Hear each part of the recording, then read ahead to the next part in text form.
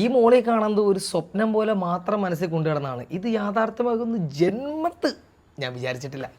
ഇപ്പോഴും ഇത് സത്യമാണോ അല്ല ഇത് എന്താണെന്നുള്ളതിൻ്റെ ഒരു തിരിച്ചറിവിലേക്ക് ഞാൻ എത്തി വരുന്നേ ഉള്ളൂ. ആദ്യമായിട്ട് ലെതർ ബോളിൽ ഞാൻ ബാറ്റ് ചെയ്യാൻ ഇറങ്ങുകയാണ്, അതും ഓപ്പണിങ്ങിൽ.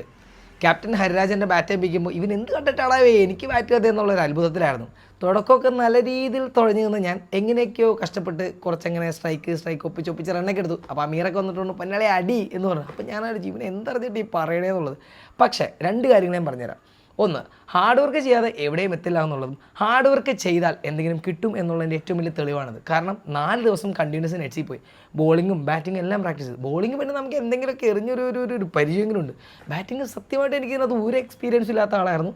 പക്ഷേ ആ ഒരു ഹാർഡ് വർക്ക് കൊണ്ട് റിസൾട്ട് വന്നു. രണ്ടാമത്തെ കേസ്, നിങ്ങൾ പാഷനേറ്റായിട്ട് ഒരു കാര്യത്തിൻ്റെ പിറകിലുണ്ടെങ്കിൽ നിങ്ങൾ അതിനു വേണ്ടി ടൈം കണ്ടെത്തും, അതിനുവേണ്ടി നിങ്ങൾ ടൈം ഇൻവെസ്റ്റ് ചെയ്യും, കഷ്ടപ്പെടാൻ റെഡിയാണെന്നുണ്ടെങ്കിൽ നിങ്ങൾക്ക് റിസൾട്ട് കിട്ടിയിരിക്കും. നിങ്ങളൊരു ക്രിക്കറ്റ് കളിക്കാൻ ആഗ്രഹിക്കുന്ന ആളാണെങ്കിൽ കണ്ടിന്യൂസ് പ്രാക്ടീസ് ചെയ്യാനുള്ള മനസ്സുണ്ടെങ്കിൽ, ക്ഷമയുണ്ടെങ്കിൽ, സമയമുണ്ടെങ്കിൽ നിങ്ങൾക്ക് എന്തായാലും അതിനകത്തേക്ക് എത്തിപ്പെടാൻ സാധിക്കും എന്നുള്ള ഏറ്റവും വലിയ തെളിവാണ്. എന്നും പറഞ്ഞ് ഇപ്പോൾ നടന്ന സംഭവം ഇനി ഉണ്ടാവുമെന്ന് എനിക്ക് വലിയ ഉറപ്പൊന്നുമില്ല. പക്ഷേ ഞാൻ അതിനു വേണ്ടി ഇനി എന്തായാലും പരിശ്രമിക്കും. കാരണം അതിനുള്ള വലിയൊരു ബൂസ്റ്റ് എനിക്ക് കിട്ടി.